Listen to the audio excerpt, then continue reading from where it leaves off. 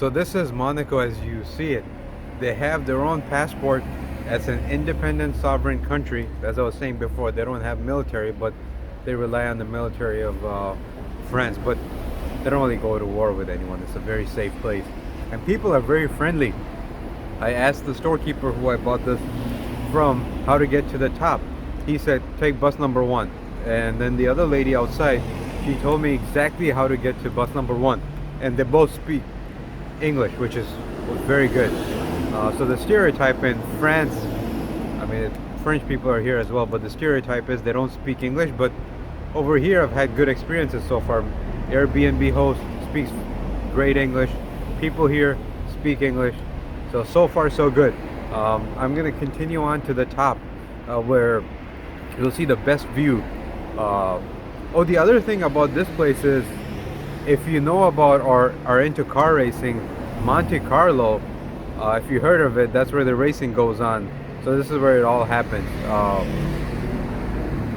Let's go. Let's go. Now here I am right by the casino, right outside of it, and I see this line of fancy cars parked. As Monaco is the one of the richest country in the world, a sight like this is pretty common.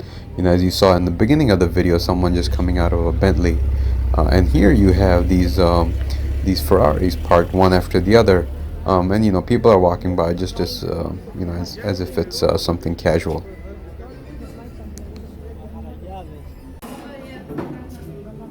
So this is what 3 to 5 million euros will get you.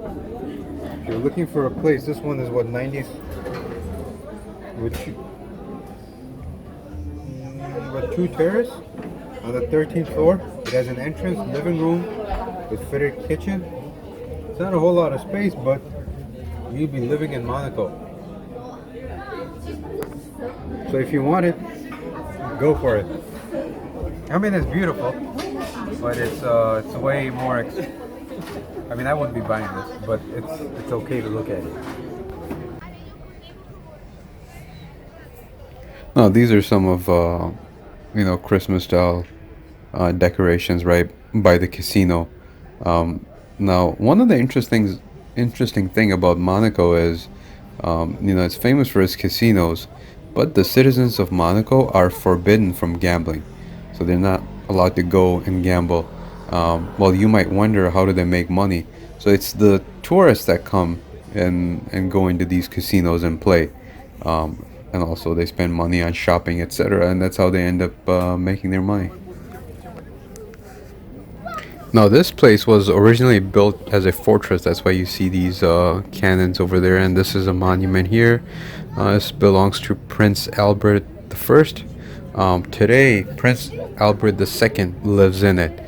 And you know, there, as you can see, there are bikes parked here, and then you'll see some tourists, several of them. So, as it's a famous tourist spot, many tourists tend to come here, and you have those restaurants up on the left-hand side. I'm not going to go to the restaurant, but I'll start walking towards the palace.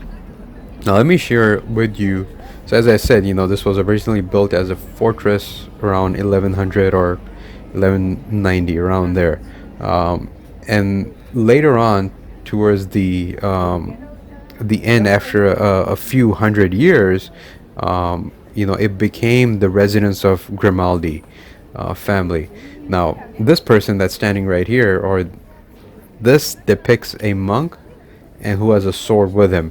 So there's an interesting story how Grimaldi family actually got into it.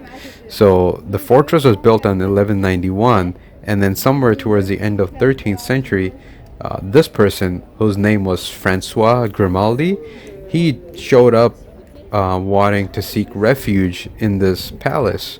And when the guard let him in, he killed the guard, and then his people came in and took over the palace. And from that point on, all the way till, you know, sometime in the 18th century, this was the household of Grimaldi. There's certain times of the year when you can actually go inside the palace and see what's inside, but we're not going to go inside, but we'll just continue walking outside. And once, you know, the way to get to this place is we took the bus. So if you're going to do the same, once you arrive at Monaco, you can ask anybody which bus to take to get up to the very top. The bus will drop you off a little ways away from the palace itself, and then you'll have to take these small alleys to get to the very top. You'll see many tourists going up that place. You can probably follow them, and on the way to the palace, you'll find restaurants and places to eat on the side. But once you're at the top here, you can see the entire city of Monaco, not just the palace itself. So you can take pictures or just continue to sightsee. So talking about sightseeing, this is the view of the palace. That's the whole palace right in front of me, and on the left of me is where those restaurants were, and on the right of me is where I started off from, where we saw the cannonballs. And right next to it, as you can see, that's the entire city of Monaco. It's a great sight, and as you can see, scores and scores of people there taking pictures. So this is what they do. So if you're here, you can come here, take pictures, or walk around as you please. So that's it for this video. Hope you enjoyed it. If you did, make sure to hit the like button and subscribe to my channel for future videos to come, and hit the bell icon to be notified.